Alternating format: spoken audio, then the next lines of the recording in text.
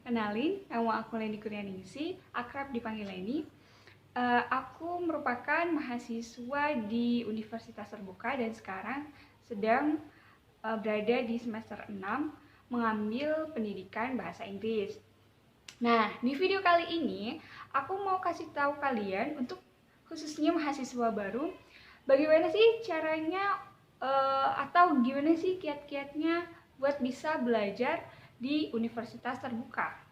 Di video kali ini, aku mau kasih tahu kalian, khususnya untuk mahasiswa baru, bagaimana sih tips-tips untuk menjadi mahasiswa di Universitas Terbuka. Oke, pantengin terus ya guys. Kalian tahu kan kalau Universitas Terbuka merupakan universitas di mana proses pembelajarannya dilakukan secara online. Jadi, untuk pemberian materi, tugas, diskusi, dan lainnya itu semuanya dilakukan secara online. Mungkin ada beberapa jurusan yang diberikan tatap muka untuk pemberian materinya, tetapi kebanyakan mahasiswa Universitas Terbuka itu materi dan semuanya diberikan secara online. Tips yang pertama yaitu kamu harus tahu bagaimana sih gaya belajar kamu sendiri. Nah, jika kamu merupakan orang yang apapun atau guru kamu ucapkan semuanya kamu tuliskan, berarti gaya belajar kamu termasuk ke gaya belajar secara visual. Gaya belajar ini biasanya sangat banyak memiliki catatan.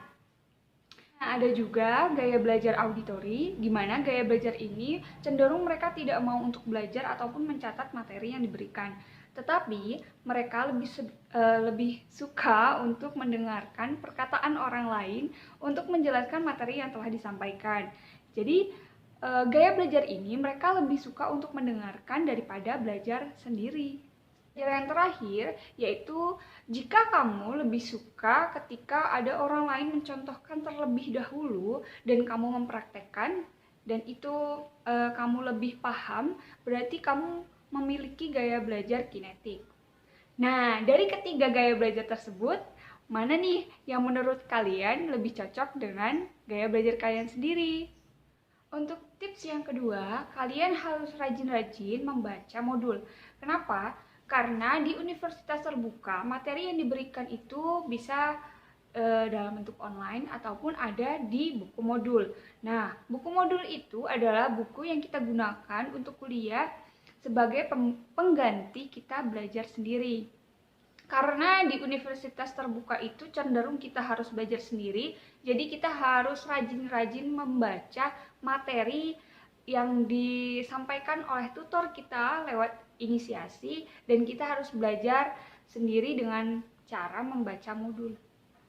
Yang ketiga yaitu kalian harus rajin-rajin membuat resume. Resume atau rangkuman ini fungsinya untuk mempermudah kalian dalam melihat materi yang telah disampaikan, ataupun biasanya resume ini bisa juga digunakan untuk mengisi tugas ataupun diskusi yang diberikan secara online. Tips yang keempat yaitu kalian harus rajin-rajin untuk mengerjakan diskusi dan tugas. Nah, di sini tugas dan diskusi itu tidak diberikan secara langsung ataupun tatap muka, tetapi lewat online karena kita merupakan mahasiswa online. Nah, biasanya tutor atau dosen itu memberikan tugas dan diskusi lewat laman websitenya Universitas Terbuka, dan kita di sana bisa mengerjakan tugas dan diskusi yang diberikan. Diskusi itu biasanya ada di setiap minggu inisiasi, dan tugas itu ada di setiap inisiasi ke-3, 5, dan 7.